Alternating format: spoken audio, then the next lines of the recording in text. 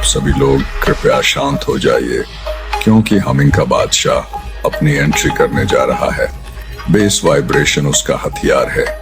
हम बात कर रहे हैं डीजे वंश प्रधान फ्रॉम बुलंदशहर। गुलावटी की डीजे वंश एक डीजे नहीं, बल्कि एक चलता फिरता भूकंप है, जिसकी आवाज से सन्नाटा भी चिल्लाने लगता है, दीवारें भी कांप जाती है। जहां लोग कहते हैं देखो हमिंग किंग आया, जहां बाकी डीजे फेल हो जाते हैं, वहां वंश डीजे बोलता नहीं, बल्कि एक इतिहास रचता है।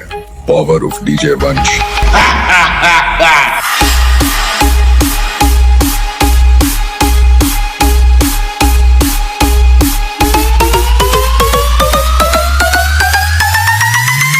DJ Bunch.